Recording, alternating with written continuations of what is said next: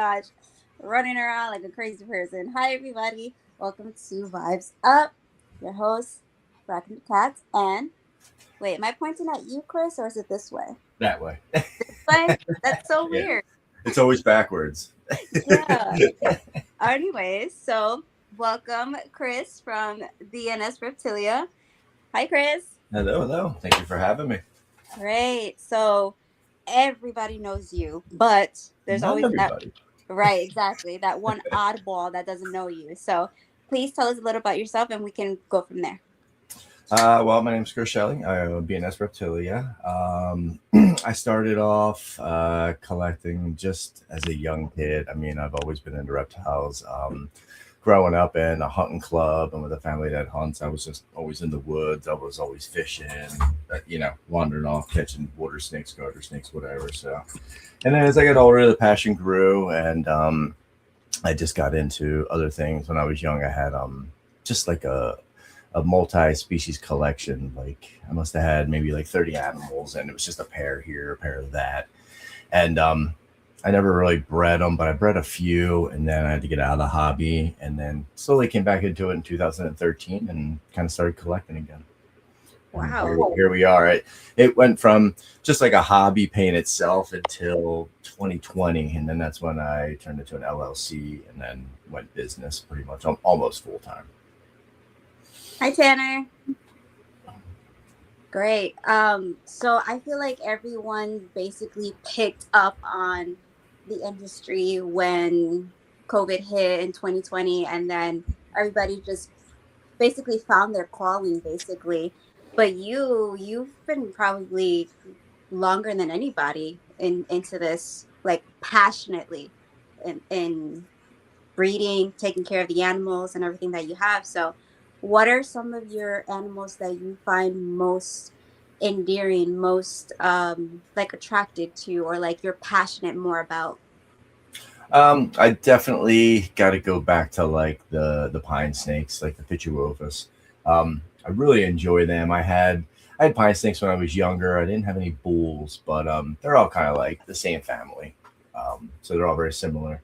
But I didn't do much with them when I was younger, but now I'm pretty heavily invested into them. I have about 25 breeders in my colubrid side, give or take. So I mean that's only maybe 15 females because I think I got like one male per female usually. They're not quite as they don't breed them quite the same way as you would ball pythons or boas and other species like that. But Right. I think the Pituophis are really, really endearing to me. I also really enjoy the locality boas too. I have a sweet spot for them. But then again, it's tough to pinpoint anything because the garter snakes I still love. Blood pythons. It's all kind of stuff. What's up, Kyle? Yeah. Yeah, So, it's tough, but just the picture of us, the big bodied and just real positive, attitude snakes. right. Real quick, give a quick shout out to Kyle, Markham Reptiles, our buddy. What's up, Kyle? Hi, Dickie. Tarantula Mark. Yeah, right. um, so I want to bring up the Yep, story of how you and I met, and it's actually through Kyle, yep, yep. and it was at Gettysburg. Correct. Yep. Yeah, that was one of like liberating experiences because I hear about B&S Reptilian and I'm like, I gotta meet him.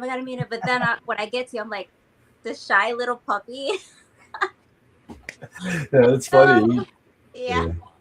I'm like, and then I'm like this tiny little person. You're like, whoa.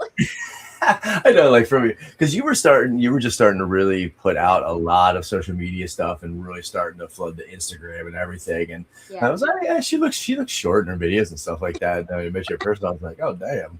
And it's just like the opposite. You see some people where you're like, okay, they Yeah. they look kind of tall, but you're not sure. And you get next to them and you're like, Yeah. damn.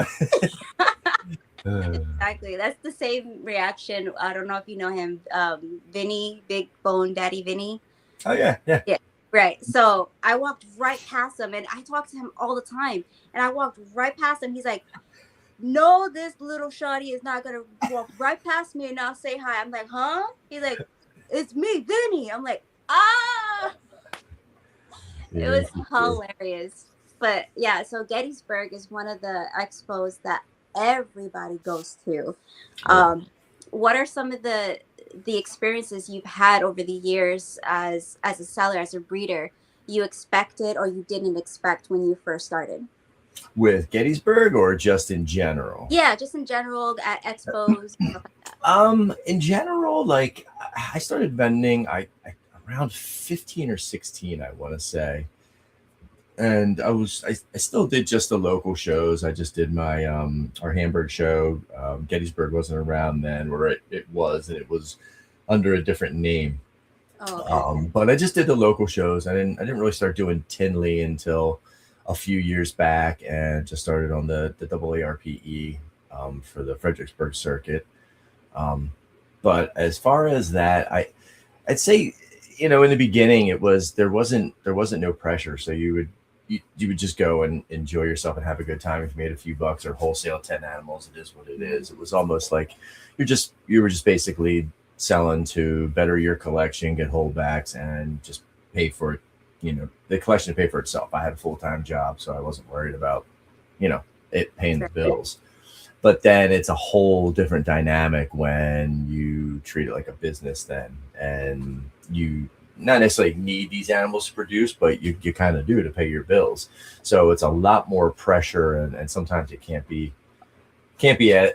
as enjoyable, I would say, as far as in vending shows. But it goes Right. up and down, and it's hit and miss too. Like, shows aren't made built for everybody. You got to have a good quality, and you got to be prepared to take an L at a show, whether it is. And that's another thing, with the business, to transpire everything, not to get off track, but if you could Yeah, sell multiple things, that really helps your business, or your table costs, or show costs, I should say. yeah, that's true. Real quick, I want to give a shout out to More Forge. You're wearing their shirt. That's right. Yep. At Yes. the end. Yeah, John and Jamie and Jay, they're our buddies too. So Yeah, thank Mofo you for family that. for sure. Yeah. Yeah, I'm hoping to go out. I want to go out and see him this winter and do some ice fishing. Nice. Yeah, Cool. yeah. I got a place outside of Lake Ontario for salmon, so we'll swap some fishing adventures, maybe. Oh, okay. You gotta share with us some of those Oh, experiences. there'll be plenty of pictures. Okay, good. Yeah. So, for those who don't know you, as they haven't seen you at the Gettysburg shows or any of the vendor shows, Markham Reptiles, guys, he has a video on his page on YouTube. Markham Reptiles. He goes to all the shows and he goes interviewing other vendors and stuff like that. And if you guys want to watch Chris being Q&A, so to speak, go watch that video. And here is the, hold on, let me blow myself up. There we go. Here is the, I don't know if you, is it backwards? Can you see it? Yep, you can see it. It's good. Yep. All Markham right. So, Reptiles. Yep. yep, there you go. For Go that pretty watch. white lip. Yeah, he has a new video. Oh, hold on. He has a new video that came out today. So go watch that and you can get more insight on Chris and all the other vendors as well. Yeah, Kyle's awesome. I decided to jump on as a sponsor for him, and he's great. He's great at what he does, man. Yeah. It's that I love the commercial where he does the Oh cocoa. yeah. I'm in love with Yep. the Yep. It's good stuff. It's the perfect song for it. yeah. Yeah, it's perfect. It works out for everything. Um Okay. and I am ashamed to say that I left Gettysburg and I did not buy from you. I am so sorry. Yeah. Yeah. No worries. It's funny. I don't know if other people get that, or I get that too from a lot of local people. Like, there's this one guy that I always run into at all the local shows, and he's always just stops and he's talking. It's Yeah. awesome to see the progression from when I first saw him at a show, and he was real, like, not quiet but hesitant, not as comfortable, and he was just getting into it. He's buying his first couple snakes, and then like 4 months later, I see him in another show, and he's like, "All right, I'm up to 5." And like, we talk and we go back and forth, and the next show he's like, all right. Wait. 6 months later, he's like, "All right, I got 7 now." He's going on and on, and it's fun to see that transition, and just watch him build his collection. And you know just to go back and forth, it's just always neat to see that, no matter what stage people are at it. Mhm. It's Yeah. fun. There goes your buddy. Oh Oh, wait, what's no, up, sorry. John? That's That's Sir John. Hi, Sir John. I saw Yeah. the logo wrong. Hi, Sir John. Well, yeah, he is our buddy too. For Yeah, sure. Sounds a yeah, great guy. Looking forward to meeting him in person. yeah. So you spoke about Tinley. You how many times have you been to Tinley? So I usually do the Fall Tinley show with Adam from Proper Royals. We split the table. I kind of got us the table. Well, he kind of got the table, but I kind of kept the table. It's however it worked. We got a table, Yeah. and we just I only do the October one with them though. I don't do the Okay. March. So I wasn't there last weekend. It's just it's too much with me. That's a whole nother story and tangent about time and Hmm. family involved with your own business. But Right. I usually do the fall with them, and we started doing that. I'm trying to think if we went out. So we went out and just like hung out, and Redline gave us an extra table, and we were kind of like outside in the lobby, and it was kind of a good spot, but it was kind of crappy. It was right like it was about 20 feet away from the bathroom, so we had tons of traffic. People were up and down the hallway all the time, but it was right next to Redline. So that was cool and gracious of them. And then the year after that, we got the table in the main room that we have permanently now. So, like, if you go to Tinley, if you go all the way back and all the way left, you'll run into us. You're not going to miss us. We're back there in that corner. Um, so, I guess 20, was it 21? 21 or 22 was the first year we went out and helped Redline, and then after that we've been vending every October. And I just take all my specialty stuff. I don't take any ball pythons out there. Oh, I take my bull snakes, and I take like bloods, locality boas, and then just other locality pine snakes like northern Mexicans or Mexican black kings, stuff like that. Yeah. nice. And it's tricky out there because bull snakes are endemic to Illinois. So I have to file with the state paperwork of how many animals I'm bringing in. Right. And when I sell them, I have to document every sale, and I have to get the just all the information of the person, their address, their license number, their telephone number, and then I have to submit all that paperwork into the state. I have like 30 days after my permit that's up to send them in. But it's simple. It sounds sketchy and whatnot, but it's really simple. I talked to the guy on the phone for like 2 hours the first time because he's a snake nerd. Oh, wow. So we just nerded out talking about pine snakes and bull snakes and everything. So it went real good. I've got a new friend out of it. The authority figures that they intimidate us, but we're people. We're all human beings. You just got to talk to them. You just got to talk to people. It doesn't Yeah, matter. yeah, So yeah, that makes it more interesting because that makes more people hesitant then to bring those species there to that show. So we stand out a little bit when we bring that. So I bring a nice big full display of Mhm. all kinds of bull snakes. Yeah. I, especially with me, I'm starting more to. I've always liked the. Is it the gopher snake? No, the bull snake, because of the shape of their eyes. They look like they're mad at you, and I Yeah. love that feature. Yep, yep. But I have to do something real quick, but I'm gonna be listening. But I have a question to ask you. Okay, if someone goes to your table and you say you have these two or these three different types of snakes, the bull snake, the gopher snake, or even a pine snake, how would you go about, like, a first timer? How would you go about trying to not sell to that person, but to educate that person about the difference between these snakes? Go. So that's a good question because usually at most of my shows, as long as it's in like the later spring, like now, or until the early fall, like late September, I'll try to take animals with me that are like my breeders. So I'll take like an adult pine snake, or I'll take a big adult bull snake, or a juvenile, and I'll have them out to show people and discuss with them of what they're looking, the size that they're looking to get to, and kind of attitude wise, because all three of those gophers, pines, and bulls are all in the same family. They're all Pituophis. They're just kind of spread out through the country, in different areas. Pines are more like East Coast and Florida over to like Alabama and Kentucky and kind of in that area. And then once you hit like the central states, you run into the bull snakes. And I'm pretty sure they go all the way up into Canada, the bull snakes. And then on the West Coast, excuse me, you have the gophers. And they're all very similar. You know, they have that same look like you were describing, Kat. They just kind of look mean, I but mean, they're not. They just look stern. Yeah, they're just like they're always like checking you out. But I would definitely push them to be at to go for the North American species, especially for a first time owner, because ball pythons or the cowdy boas, depending on what species of, you know, whether it's South America or whether it's, you know, Australia, the other side of the world, you're dealing with different temperatures and humidities and stuff like that. And it can be challenging for new keepers. It can be challenging for professional keepers until you get the hang of it, especially with new species or just odd species. So I will always push a North American species on people and say, you know, it's from here. You almost can't kill it unless you severely neglect it, because if your power goes, overheat it. yeah, your power goes out and your heat, you lose your heat, whatever, it's fine. Mhm. They hibernate. Like, you know what I mean? They're you don't have to worry about keeping them at 82 degrees with a hot spot of 88 and the humidity 40 to 60.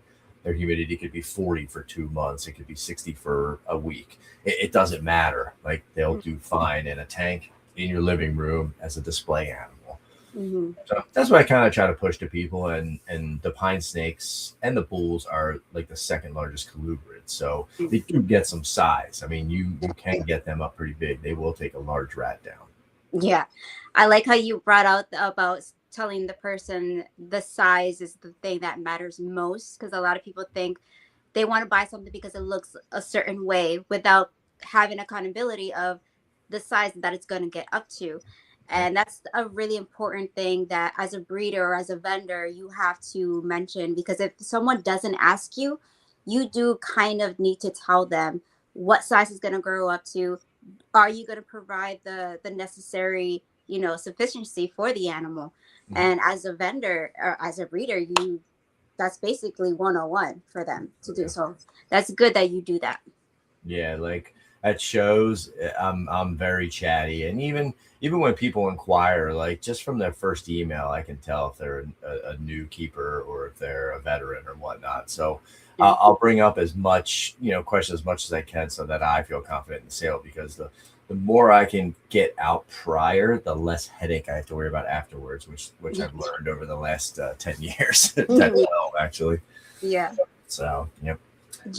Sir John has a question here. You going No, to get the Midwest show? I will not. Nope, I will not be out there. Sorry. Okay. As far west as I go is Tinley in October, and then we do Fredericksburg. That's usually in September and March, but I'm missing this September. Okay. What's up, Mitzi? I love Mitzi. She's Yeah, a awesome supporter. she's been around for a minute too in the chats. I've never met her in person either, but Yeah, she's always in the chats, man. It don't matter what time. she's great. So speaking of supporters, who are some of your biggest supporters at these shows that you love to get along with? Oh man, everybody. It doesn't matter. I just walk around, just talk to people. I Yeah. don't care. Like, if I like what's on your table or I like your display or something you're at, I'm gonna talk to you. And just the new person is what I like talking to. But then I don't. But then again, I don't like the pushy person. The one that Yeah. you look at the table and they're like, okay, let me know if you have anything, and then I'm like, okay, no worries, I'll look, and then like you move over to the next rack and look, and they shift over with you and just Yeah. head Yeah. to the table, and I'm like, all right, I'm gonna go back this way, and then they come back over this way, and you're like, it's just we're gonna head out, But other than that, it's it doesn't really matter. Everybody, I like finally getting to talk to people that I admire their work. Mhm. Like I finally got to talk to, I got to talk to William at Sear in February. It was the beginning of February, Bob's show, TJW Mhm. Exotics. I got to talk to him down there, so that was cool to pick his brain a little bit. And then he was at Fredericksburg. I got to talk to him again there.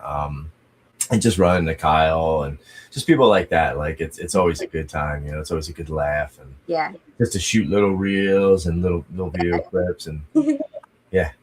that's always a good time. That's what I enjoy about the shows most. And sometimes it's tough because, like I said, I have a family. I have a young family, so to do a show sufficiently, an out of town show, it's either I go by myself or I take the whole family.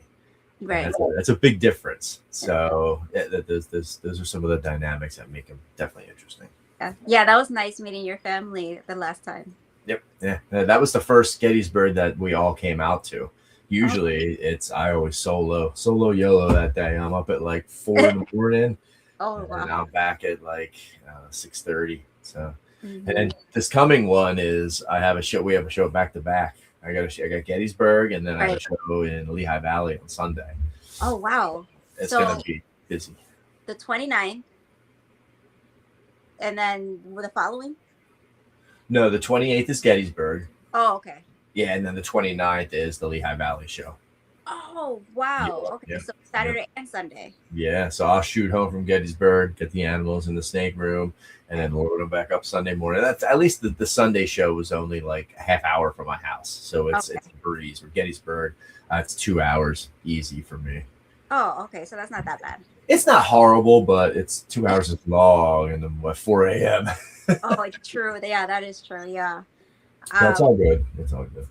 yeah. I was gonna go with Sammy, but circumstances couldn't allow me. So, but the one in July, right? There's one in July. July is the next one, Martin. Yeah, it's July. Okay. So most likely I'll go to that one.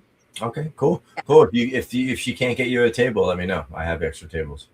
Oh, Always. perfect. Yeah. All right, always. Um, actually, so we are setting up for White Plains for this year. White Plains for all the White Plains shows. Are do you do any New York shows, or that's too far? I don't. It's not too far. I never dealt with their whole tax thing because I think I have to file a different tax for up there. So I I'm think not that's New Jersey. sure. I'm sorry. I think that's New Jersey because New York we don't we I mean we haven't so No. Okay. I'll have to look into it a little bit more. I thought there was something that we had to have being an out of state vendor. okay. I think that might have to do with it. But no, I miss White Plains. We almost came up to the last one.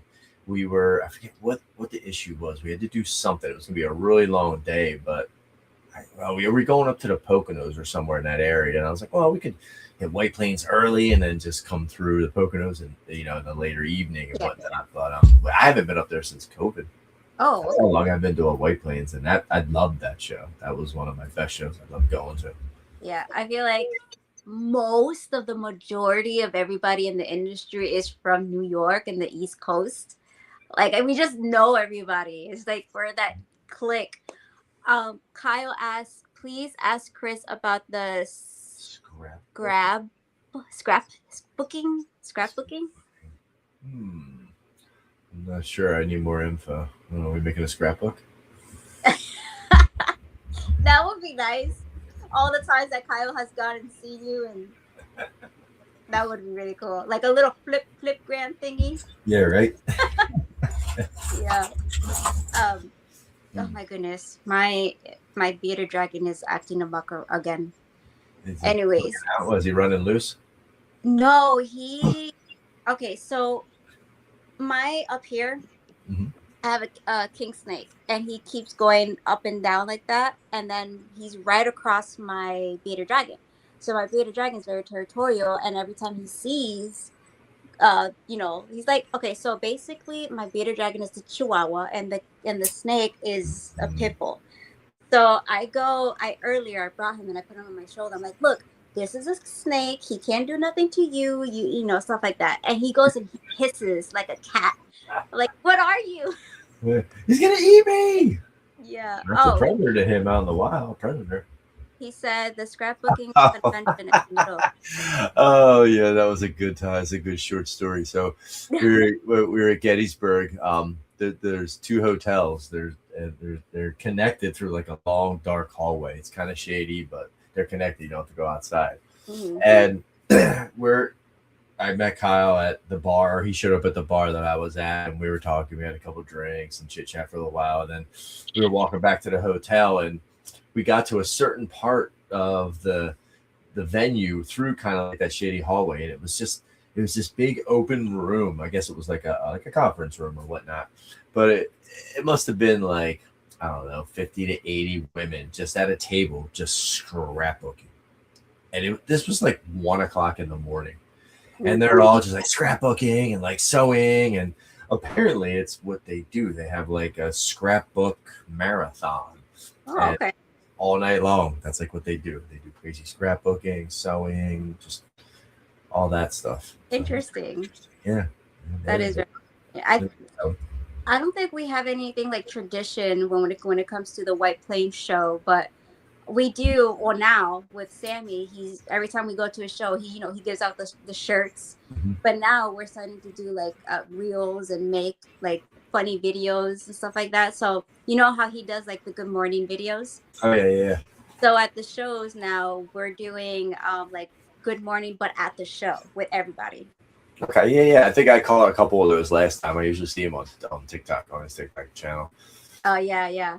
There's one time when we went. I don't know if you know them, infamous geckos, Angel. I don't know if you know. Familiar? I don't know offhand Oh, though. well, from over here, from New York. And so we had a plan to do like the good morning videos, but I had to like pop up from under the table, and we took like 5 takes because something happened and we didn't get it down. But at the last one, I popped up, but I hit my head on the table. And the guy who was recording caught it, and it was hilarious. Yeah, I remember seeing that one. Yep. Yeah. Uh, that's good But yeah, stuff. so when you're at these shows, have you ever seen anything bizarre go down, anything crazy? Like how would you like for example, I've always had this question. With all the animals in this building, what would you do, or is there a precaution if there's like in case of a fire or emergency? Like, do you pack up everything and go? Like, Yeah, I've never had them like practice or voice opinion of a fire drill or anything like that. So I'm curious. I don't know what they would do in a situation like that. yeah, yeah. I right. Yeah. It needs to cross your mind. Yeah. I mean, I could probably throw my 4 cases together in 4 minutes. Probably taking me a minute to throw my cases, but usually in a situation like that, they're just like, you got to go now. Yeah, Like you don't have time, and I can't yeah, carry 4 cases anyway. So yeah. Before my reptiles, I had each individual little cup, deli cup for each of my tarantulas, and I had over 100 tarantulas. my And I had goodness. my fire drill bag prepared to take each tarantula and put it in. My mom's like, "Are you serious? You're gonna be burned alive." And I'm like, "They're my babies." Yeah, and that's the crazy thing. You don't think about that. I know a lot of people think about like protection in the cold or losing Yeah. electricity and things like that, but like Mhm. flood and fire, Yeah. it's horrific. I Yeah. don't even want to. Think about it. Yeah. Yeah, Yeah. But like I believe, yeah, it's a common thing that happens, and sometimes the only thing that you can do is just leave. You yep. know, your life depends on it, and not just your life, but other lives as well. And yes, it's unfortunate that the possibility has to face reality that you do have to leave certain things behind, and you know, Yeah, it's a tough reality. Like when those fires are ripping through California, man. Oof, can oof, only imagine. Yeah. yeah.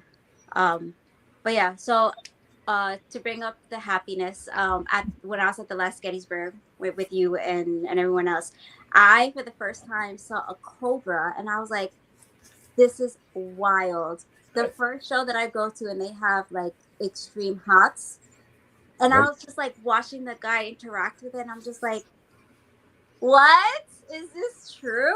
Like, do you face this kind of things at the shows like more often or no? Was this the guy in the back? Yes. Okay, yeah. So they bring him out to that show to kind of help get more kids involved and Yeah. entertain with the children. Um, but I'm pretty sure it is a hot show. So I don't really get into it. I'm not sure if it is a hot show or not. I know the Hamburg show is hot, or actually Morgantown now.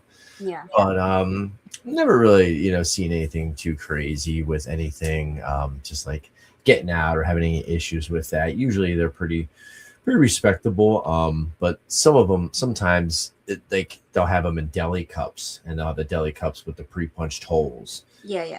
And a fang can sneak out from one of them holes. Like, I don't know, they just little things like that I look at, but I don't. I mean, it doesn't seem to. You don't hear about it too often. Yeah. I did see a venomoid cobra once. That was pretty neat, where they actually take the fangs and the venom glands out.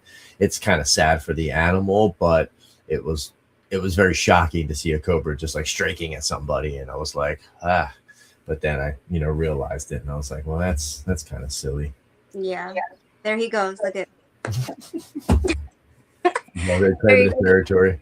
Yes, he sees my snake up there. Ah, it's like, don't let that snake hit me. Yeah, he's a, Is it your but Sally King? Your black and white? yeah, myself. Yeah, yeah, Yeah. Pugsley up there. So Chris, we are at the halfway mark, and I'm going to play some commercials. So don't go Okay. anywhere. No, very cool. All right, I'm gonna play the usual, my favorite. Beasts, Brews, and Botany is the most unique reptile show in Northern Virginia and maybe in the country. It's at Eavesdrop Brewery that has delicious alcoholic beverages and a wonderful array of food in the area as well. Courtyards to chill in. It's dog friendly. It's kid friendly. You can bring the whole entire family out. You can get all your plants, arachnids, reptiles. You could get dart frogs, vampire crabs, and take photos with reptiles as well. The first Sunday of each month at Eavesdrop Brewery is Beasts and Brews, so the reptile show. And the second Sunday of every month is Brews and Botany at Eavesdrop Brewery. Now, this event is held by my good friend Kiko, and he actually has a variety of carnivorous plants as well. He ships said carnivorous plants anywhere in the United States, including Alaska and Hawaii. So that's Venus flytraps, sundews, any carnivorous plant you could want. Go give him a follow at Flora Esoterica on Instagram and Facebook. And definitely, if you're in Northern Virginia, you need to check out Beasts, Brews, and Botany. You will not be disappointed. Our good friend Kiko and Kyle. Yeah. This one I always play because I believe Craig has good information on his channels. Just not because the date passed or anything, but he has a lot of good information on this one, so I'm going to play this one. Epic is back, bringing you experts in snakes, geckos, frogs, and spiders, and more of your favorite content creators. This exotic pet conference is free, and it's all online. Emily from Snake Discovery will be delivering our keynote address. You won't want to miss this event. Mark your calendars for September 27th at 1 p.m. Eastern. With 17 sessions across 4 tracks, Epic is the largest, most comprehensive event of its kind. Visit epic.live to see the schedule, our guest list, and more details. See you there. Awesome. And one more. Where is it? I just saw it. Nope. Okay, so I think that's it. All right, never mind. I think it's on the other channel. But anyways, okay. So wow, we're already flying through this session here. Yeah. So at the vendor shows, is there anything exciting that you're looking forward to for the next show? I'm trying to think here. We got Gettysburg, and then we got Lehigh.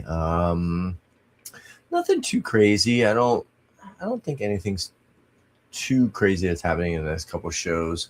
March, April, we're gonna miss the show. Have a prior engagement, so we got a month off, which is nice. And then May we'll be back at it. I think we'll be doing a show in May. Usually about at least one show a month, but nothing too much coming up that I'm really looking, just super excited for until I'd say probably August when we go down to Daytona. Oh, Daytona. Yeah. Oh, wait, it's August? August is Daytona show, yeah. Yep. Oh, I thought it was June. No, Bob is like the first or second week of August, and then Daytona is right after his. Bob has 2 shows, right? Yeah, he does like January, February it was this year, Yep. February 1st, and then Yeah. it's I forget when in August. Oh, okay. Yep. Uh, Yeah. So we look forward to that because take the whole family again and just make a week vacation out of it. Just right? Yeah. yeah, At the beach if it's beach. there, you gotta do it. Yeah, exactly. Yep. Yeah. So as a person who goes to these shows, not just as a vendor, have you ever been tempted to buy something from there that you don't have in your personal collection or like to impulse buy? Yeah. All the time.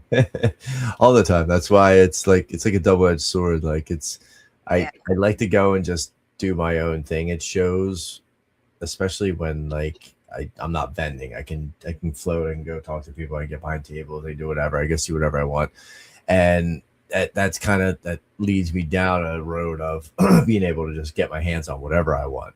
So at least if I take my wife, I kind of have somebody to kind of rein me in and keep me controlled for the most part. But I've been really laser focused on just key species lately that I've been wanting to work with and just really working out if certain animals won't trade or certain animals won't sell, I'll make a trade for a species that I've been wanting to work with or something I don't have or just something I want to breed. Like some guys are after like breeding every like Australian python species or every Morelia, species.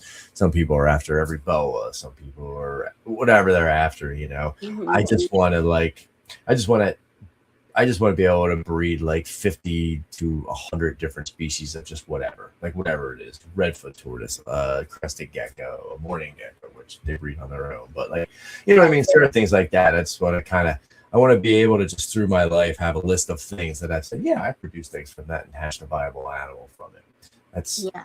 kind of where I'm at with it. Yeah. Are you working on anything that you haven't worked on before currently or? So this year, yeah.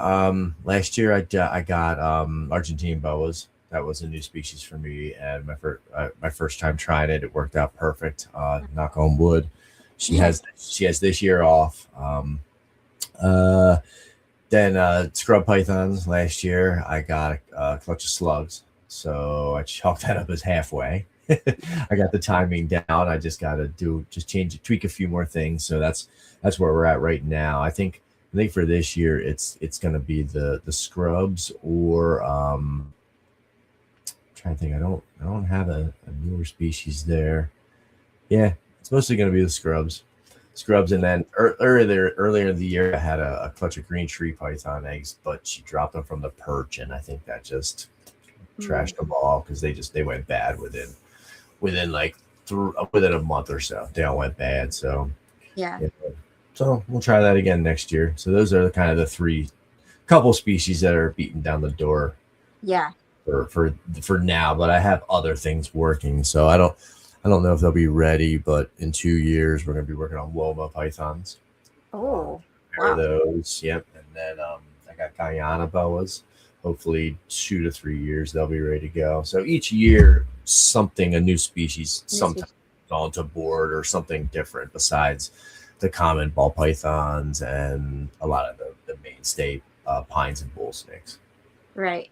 Do you have king snake? I used to have Mexican Black Kings. Mhm. I bred those for a few years, and then I just kind of I got away from them. I didn't.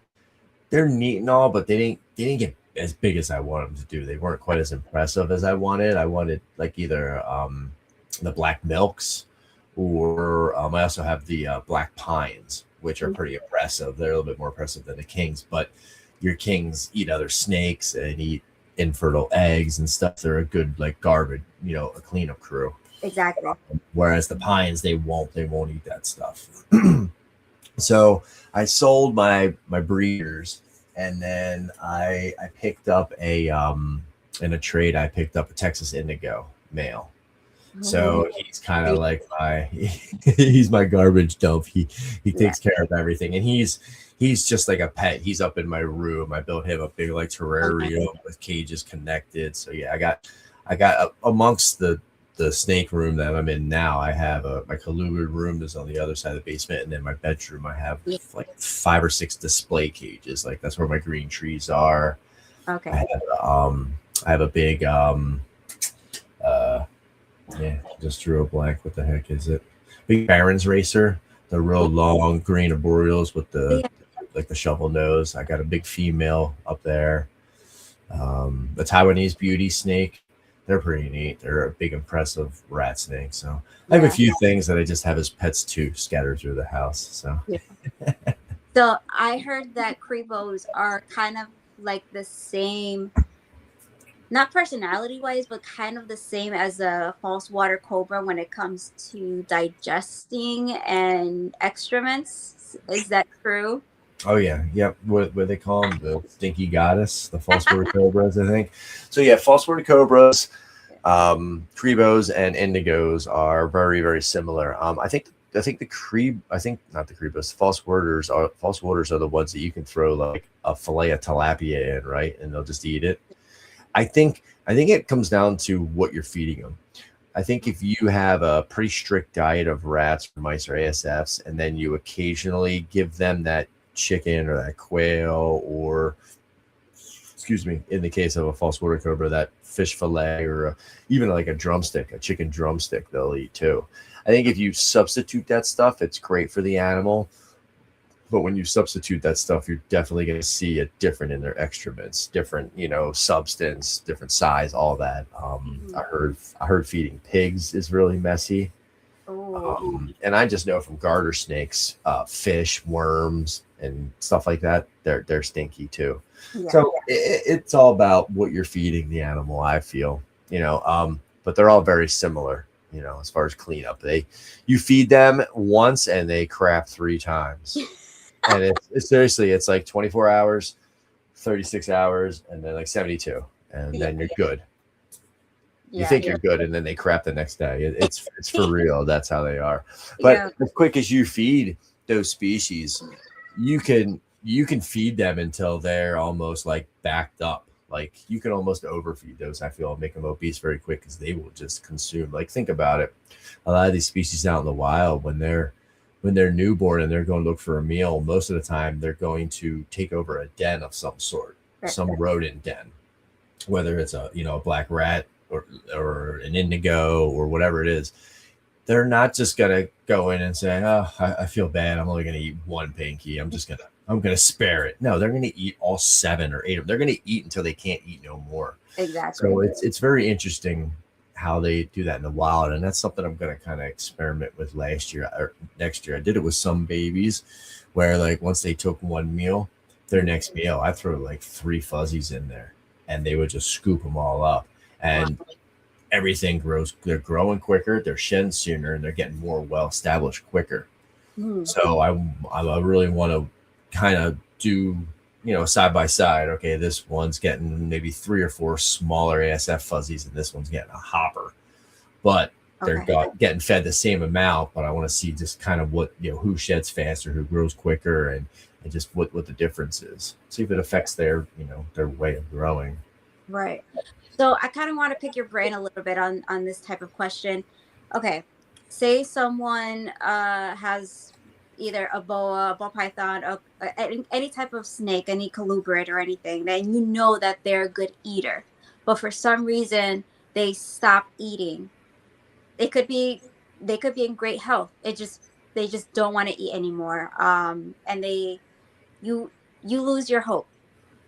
Could you introduce them into a live mouse or something? Mhm. For sure. I think a lot of people jump to conclusions though when their animals don't eat. Reptiles in captivity are blessed because they Hmm. eat once a week or once a month. They're guaranteed a meal. Out in the wild, they're never guaranteed a meal. It's always opportunistic. So I think when you're dealing with a certain amount of animals, I mean, it could happen whether you have 6 or 7 or 107. But yeah, you're going to run into a snake that's going to shut down, and your only way to get it back on feed might be a live feeder. But if that's your last resort, then make it your last resort. Try everything else. Try quail. Try chicken. Try whatever. A lot of tree boas, they want to eat amphibians and lizards. Like your Jamaican boas or your Haitian boas, your Cuban boas, stuff like that. Even he's even some studies going into like Bolin's pythons of what they might be eating, some of the babies be eating in the wild, just from some of the research they're doing. Um, so as long as you get that animal to eat, that's the most important thing. And then from there, you can work on changing that behavior. I feel like with any animal, it might be harder with some animals once you do reintroduce that live, but your animal's going to die if it doesn't take that live. Right. So, I would always get the animal eating, whatever it's eating. I don't care. Get it to eat. And then from there, you can work on what you got to do. And as long as it's eating and growing slowly, there's always time, not time to rush it, I would say, but at some point in time, it's not going to be enough substance for the animal to grow anymore. And it's just going to be maintaining them. Yeah. So, like going back to like some tree boas, if they're only eating little anoles, okay, you can only feed them so many anoles. There's not enough calcium, not enough meat on an anole to make that animal really grow. So you can get away with it for so long, but at some point in time, you're going to have to get it on some type of rodent. True. So yeah, I feel like if you have to go to live if you have access to it. But then work on switching it back to the frozen thawed. And there's tons of techniques to get animals to scent transfer and all that stuff. Yeah. Mm-hmm. Yeah. Especially like those are just some of the questions that that people can come across when they go to these shows. That's their like main thing is husbandry and how do I get them to eat if they stop and they go on a strike or something. But yeah. Well, if an animal goes on a strike, the first thing is I want to know the husbandry. I want to know what you have it in, what your temperatures are. And I just ran into this the other week. A guy called me, and this is a snake I sold him in November. He just got hold of me like 3 weeks ago, and he was like, I've been trying to get hold of you, this and that. And it's like, I put it in a 10-gallon aquarium, and I put a light on it and an under tank heater. And I'm like, it's dead, isn't it? And he's like, yeah. And I'm like, you cooked it. And he's trying to tell me that in a 10-gallon aquarium, it was 84 or 85 at the one end and 78 at the other. And I'm like, bro, a 10-gallon. I'm like, that's almost impossible. Yeah. You can't get those temperature differences. So unfortunately, no matter how much you educate them or see certain people at a show, some people just don't get it. But that's where I would always start. I would start with, okay, well, what's your habitat first, and how are you offering the prey? Are you coming down over it? If you're coming in from above, forget it. It thinks it's getting eaten. It's going to shut down right away. Are you ripping the hide off and then trying to feed it? Is it at night? Is it in the morning? What substrate? All that stuff. I always start with that, and then go back to what originally they were eating or whatnot. Before I would try to put a live in there. Live is always going to be your last resort if you don't want to feed live. If you don't care about it, then whatever, throw the live in there. But that's a lot of that goes down to the habitat. Okay, that sums it up pretty good for me. Okay, last question before we move on to a little game. What initially got you invested in, not just for what you do, but like for these animals? Like, what something inspired you? What inspired me? I've always, like I said, I've always been into animals as a kid. From the days I remember catching toads and like throwing them on my big wheel and ripping up and down the driveway with them, and just as a crazy young kid. I don't know. I always go back to when I was, I don't know how old I was, maybe 8 or so. We were at the mall, and they were doing pictures with like a huge, like 12-foot Burmese python. And like I got a picture with it as a young kid. I think from like that day and just going into pet stores and just living like in the woods. Yeah, mofo. What's up, Jamie? And just like going into the woods and just having parents that were really open-minded. Like I said, my dad was an avid outdoorsman, and my mom was just really open-minded. So I was able to keep these animals and whatnot. And a lot of them I was allowed to keep outside, not necessarily inside, but I was still allowed to keep them. And then we would release them, or they'd get out 9 out of 10 times. But I think just some of those turning points were what really just, got me involved to them. But I've always been just to reptiles. Just, Yes. I can't walk through the woods and not flip a rock or flip a board up. You know what I mean?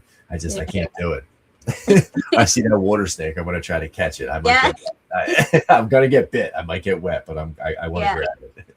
And a lot of those things, like instances like that, I'll do that and to teach that knowledge with my kids so that they know and they can be safe and they can see the animals. So that's part of it.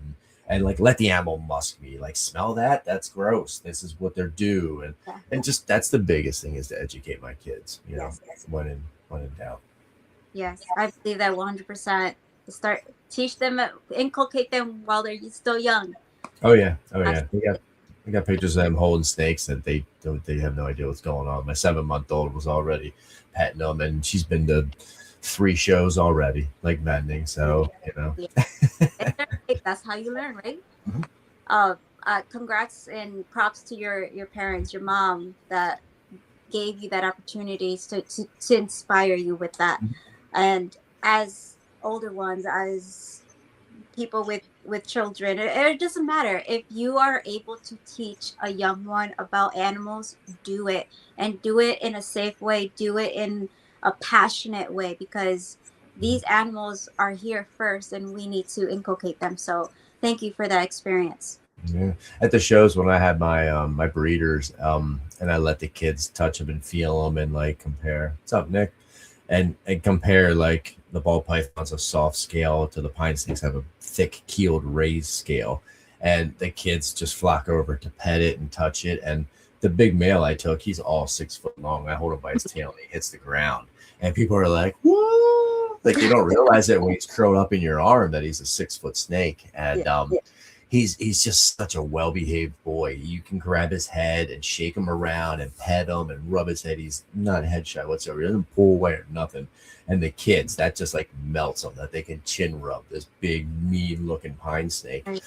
And then I use that time to educate him about everything. That these guys are local. And this last show, I had a handicapped kid come up to me in the wheelchair, and the chills that I got through my body and down my neck, because like he didn't want to touch it. And then like as we talked to his mom, he just reached out and like pet it, and it was just like, it almost brought tears to my eyes, honestly.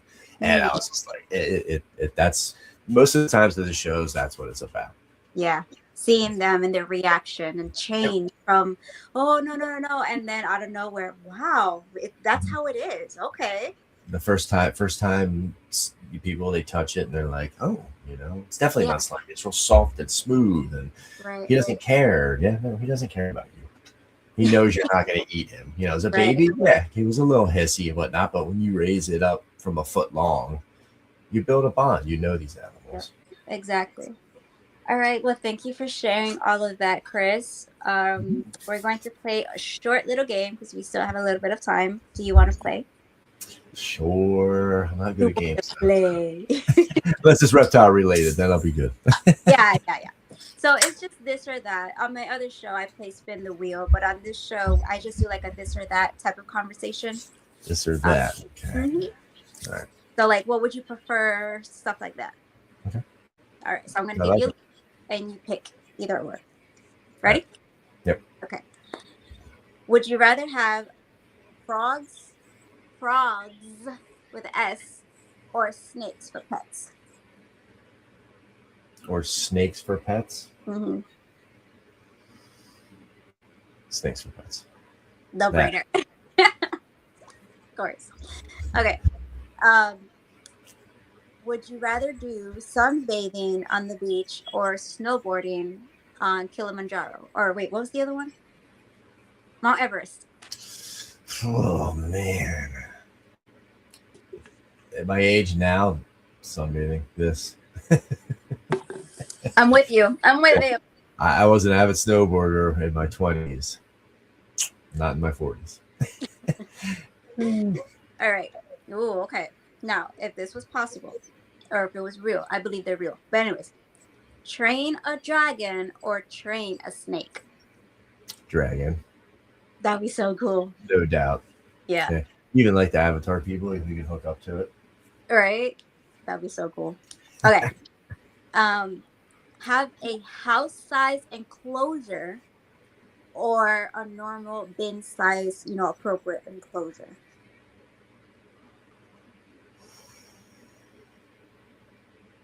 Mm. That's tough. Mm. Probably the house sized. I think I would have to. Yeah, because you could That would walk in. Yeah, you could walk in and like if you have that much room, you could do multiple species. Like a little mini zoo thing. Little terrarium, mini big terrarium. Yeah, Yeah. but no, for sure. Yep. Yeah, that'd be awesome. Mm-hmm. Oh, Kiko. Hi, Kiko. Kuya. Flora. So the commercial we played earlier about the yeah. Very cool. That's Kiko. Okay. All right. Boy, can you relax? Where was I? Okay. Oh, okay. Now I know you have these, but you don't have this one. But would you rather have only a boa or only an anaconda? Only a boa. Anacondas get too big. That's like a folklore animal. I don't know. Yeah, too big. They're beautiful and all, but when they get real big, I didn't want them to neck. They're just a schneck. Ah, true. All right. There.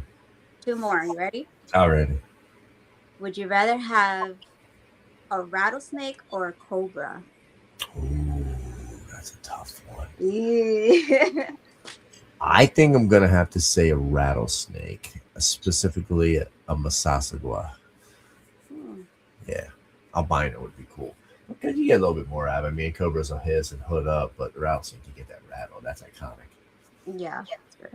Okay, our last one. Okay. Are you ready? Because it's a little tricky.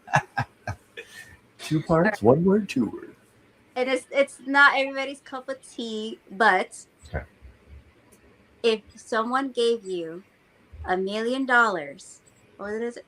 If somebody gave you $1 million to either hold a tarantula or own a tarantula. Own. Right? Yeah. They give me $1 million and I could own one, right? Yeah. Yeah. Yeah. I mean, I would hold it too, but. So you would own one? Yeah. Oh, yeah. I wouldn't even need $1 million. My guy. Yeah. Nah. You wouldn't even have to pay me. I haven't. We have to hold one though. We do have to work on that. So next time you're at Gettysburg, I want to get some pictures with one. Yeah. For sure. Awesome. Yeah. Yay, that's a good one. So that was our little game. That's all that we had so far. Yeah, you did great. I would have picked the same thing. So awesome. Well, Chris, we made it to a full hour. How was your experience? Good. Very cool. Very fun. Very enjoyable. Awesome. We loved having you. Can you stay still, little boy? Okay, okay. Did he just jump down? Yeah. He's going to check out the snake. He's like, I want to get a little closer look at this thing. Yeah. He's checking out my boa now. And you're here shitting on me. Awesome. So, Chris, a shout out to our CEO, Chris. He couldn't make it tonight, but that's okay. We love him still. And hopefully he can come on the next one. But we loved having you, Chris. Chris. Chris number 2. Yeah, Chris number 2. No, Chris from B&SReptilia. Yeah, so you are welcome anytime again. We love you. We love you at the shows. And everyone who is not following, please tell them where they can find you. You can find us on Morph Market at B&SReptilia or Instagram, B&SReptilia, and also on Facebook under Christopher Shelley. It's my personal name. And yeah, any local shows in PA. Usually Gettysburg is as far west we go, but you can find me there too. Nice. So, all right. So everybody, thank you for being here. Please go follow Chris and go check him out at the next shows coming up. And we will catch you guys out next week. Next time. So bye, Chris. Thank you for being here. Peace. Bye. Lights come on, pulse in the air, we unite. Cold-blooded got 5 feet in the night. Cold-blooded caffeine, fueling the fight. Reptile crew got our backs tight. Thank you fam for keeping us all. CNB reptiles rolling with soul. Hold no soul, lifting a goal. Together we burn like burning coal. Elevate more fries in the show. Irresistible pythons letting it flow. Rhetoric crew, yeah, but watch them go. Indigo, reptile co, set the glow. Shut up feeders, we're shut up feeders. Under the rock with cold-blooded hitters. Ship your reptiles, make life better. South Bay reptiles through every weather. Blue tongue, shaman, blue tongue republic. Arc adventures, riding republic. No fakes, no breaks, we're here to publish. Taking it higher, dreams embellished. Sponsors love through